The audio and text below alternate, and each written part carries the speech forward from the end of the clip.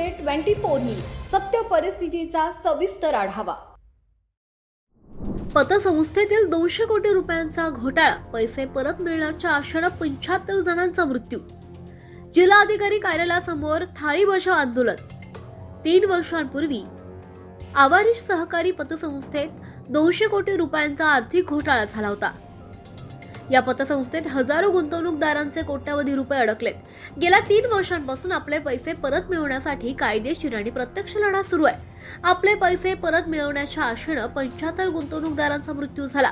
मी याला खून मानतो। दोषींवर कायदेशीर कारवाई झाली पाहिजे। मात्र तहसीलदार आणि मंडळ अधिकारी आदर्शाच्या मालमत्तांबाबत सुनावणी घेण्यास टाळाटाळ करत असल्याने खातेदारांना पैसे परत मिळण्यास विलंब होतोय। मी जिल्हाधिकारी प्रशासनाला इशारा दिलाय की गुंतवणूकदारांकडून पैसे परत मिळवण्यासाठी तातडीने पावले न उचलल्यास मोठे आंदोलन केलं जाईल, असा इशारा WAMIK राज्याचे माजी खासदार सय्यद इम्तियाज जलील यांनी दिलाय। जिल्हाधिकारी कार्यालयासमोर थाळी बचाव नावाचं भव्य आंदोलन ही करण्यात आलंय।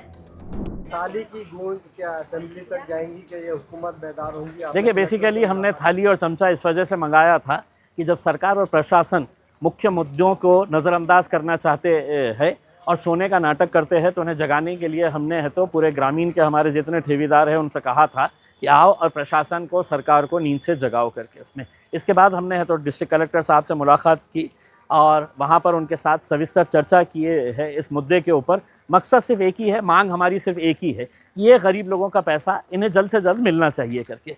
ये कोई अपना बेमानी का पैसा नहीं है, ज़िंदगी भर मेहनत करके कमाने वाले लोग हैं जिन्होंने है तो एक पद संस्था जो गवर्नमेंट रिकॉग्नाइज करती है उसके अंदर पैसा डाले।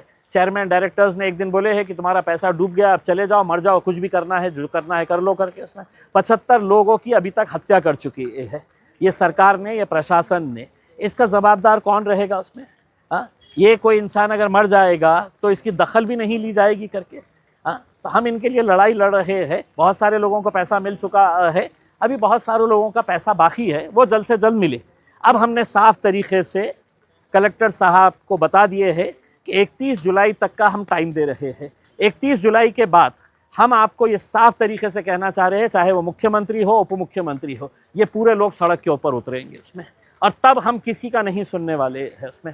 हमने सुनते सुनते इंतज़ार करते करते हमने 75 लोगों की जानें गंवा चुके हैं। अब इससे ज़्यादा हम लोगों की मौत देख नहीं सकते। 3 साल से आप ये लड़ाई लड़ रहे हैं, कहीं धरने मोर्चे और कई जगह पे आपने वोट किया, लेकिन कहाँ जाके ये मामला रुकेगा? कब मिलेगा इन लोगों को? देखिए, कोई भी सरकार की प्राथमिकता जो होती है ना, वो गरीबों के लिए नहीं होती है। प्रशासन की प्राथमिकता गरीबों के लिए नहीं होती है उसमें। एक मिनिस्टर का, एक आमदार का छोटा सा एक्सीडेंट हो जाए तो पूरा प्रशासन है तो जागा हो जाता है। 75 लोग मर जाते हैं और उसकी कोई दखल नहीं ली जाती है। ना विधानसभा के अंदर उनकी चर्चा होती है, ना अखबार वाले हैं तो उसकी चर्चा करते हैं कि ये 75 बेगुनाह बेकसूर लोग जो है ये मर चुके हैं करके इसमें।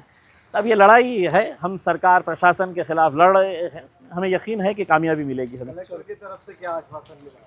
कलेक्टर ने हमको ये आश्वासन दिया है कि बहुत जल्द वो एक आढ़ावा बैठक लेंगे। हमें कलेक्टर साहब से इस वजह से शिकायत नहीं है कि एक नए कलेक्टर साहब आए हैं।